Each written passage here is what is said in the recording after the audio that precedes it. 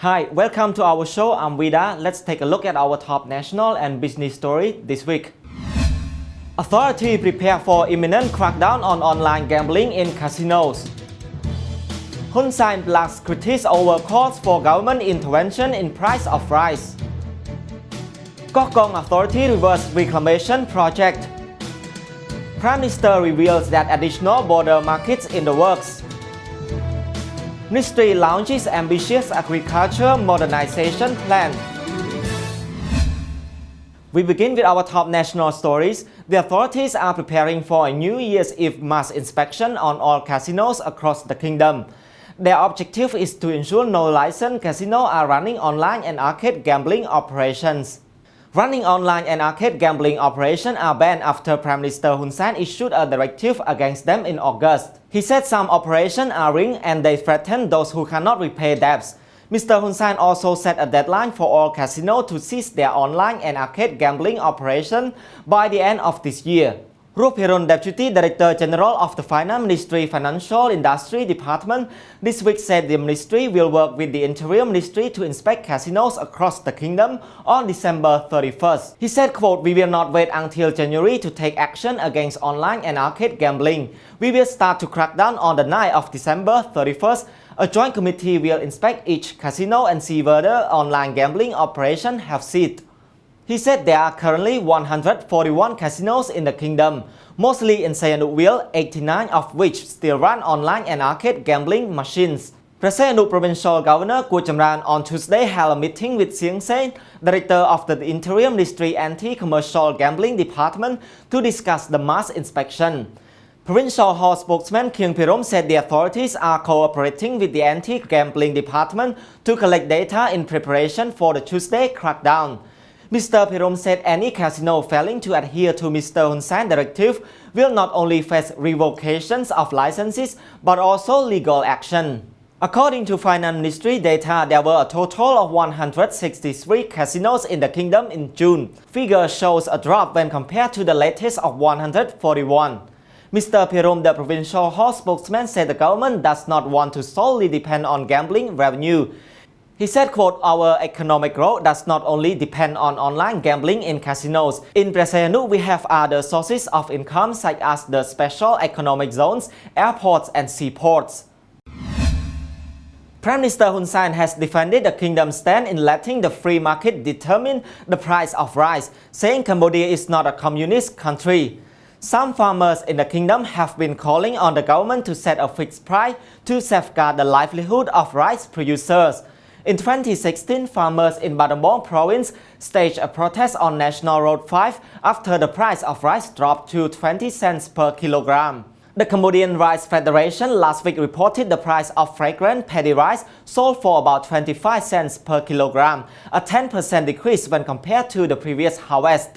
Mr. Hun Sen during a speech yesterday said a call to have the government intervene to fix the price of the rice is unreasonable. ចឹងទេខ្លួនឯងគឺថាប្រកែណាមកបកជេរគេតែគេកុំនេះប៉ុន្តែខ្លួនឯងនឹងក៏ជាអ្នកមកចាប់បង្ខំគេឲ្យអនុវត្តនៅសេដ្ឋកិច្ចបែបកុម្មុយនីសដែរ He said the kingdom has a free market economic system and the private sector has the right to determine prices of goods. Mr. Hun Sen said he can only urge the private sector to implement the government's advice, but the government cannot force businesses to do so. He said, quote, "Critics says then why the government set the minimum wage for workers. It is a tripartite decision made by the government, employers and unions through voting." Thein Savon, president of the Coalition of Cambodian Farmers Community, said even though the government cannot fix the price of rice, it should find a strategy to ensure farmers do not lose money or face debt. Mr. Savon said, quote, "Farmers just follow prices set by brokers. I think government intervention is very important." He said the government should consider providing low-interest loans, building infrastructure to enable farmers to harvest more than once per season, providing technical assistance for better quality and fine markets. Authorities in Kok Kong province have begun removing dirt from a land reclamation site belonging to a two-star general in Khmer city. Early this month, provincial authority filed a complaint against Major General Ton Diet, Deputy Chief of all across Cambodian Thai Border Affairs Department. The complaint was about the Reclamation project. On Saturday, Prime Minister Hun Sen ordered Land Management Minister Chiasapara to investigate Major General Diet. On Monday, the provincial court ruled against the project and the authorities immediately began reversing the project by removing sand. Provincial Governor Mithana Putong on Monday evening said, quote, "Forces have already removed the dirt since 3 p.m. Joint forces, including representatives from the Land Management Ministry, a court official, and all relevant parties took part." Ms. Mithana said wooden poles placed by Major General Diet were already pulled out, adding a court will proceed with its case against him. Major General Diet on Monday evening said he will follow the court decision. មានការណែនាំរបស់ក្រុងរបស់មន្ទីររ៉ែធម្មពលនឹងថាកន្លែងចាស់វាប៉ះពាល់ដល់បរិស្ថានអញ្ចឹងឲ្យពូដូរទីតាំងមកទីនេះវិញតែដូរទីតាំងនោះពូទទួលខុសថាពូអត់បានស្របច្បាប់មែនតែឥឡូវនេះគឺច្បាប់ថាខ្ញុំធ្វើខុសខ្ញុំទទួលស្គាល់ខ្ញុំទទួលខុសតាមច្បាប់តែខ្ញុំក៏សំណូមពររបស់ខ្ញុំសុំកាយឡើងវិញអញ្ចឹងក៏ច្បាប់ឯកភាពឲ្យខ្ញុំកាយខ្ញុំក៏ចាប់ដើមកាយឡើងវិញទៅ Major General Diet noted city authority permitted him to reclaim the stretch of water. Pechsroh, president of the Cambodian Youth Party and member of the Supreme Consultative Council, who previously raised concern over the reclamation project, hailed the government's move. Mr. Sroh said, quote, "I would like to say congratulations to the government for having the dirt removed, because no one can grab state land or property illegally. It is a warning to all high-ranking officials." And on to our top business stories, Prime Minister Hun Sen has revealed 2 more border markets with Vietnam are in the works. He made the revelation in a speech during the launch of Da Market near the Vietnamese border in Bông Khmer province. Da Market is funded with $2 million from Vietnam, and Mr. Hun Sen said the government is now eyeing Svay Rieng and Kampot provinces as potential locations for similar markets. He said, quote, "The idea is to develop model markets to increase the flow of Cambodian goods into Vietnam." Mr. Hun Sen noted Cambodia requested for financial support from Vietnam, but the kingdom prefers to finance the new markets on its own.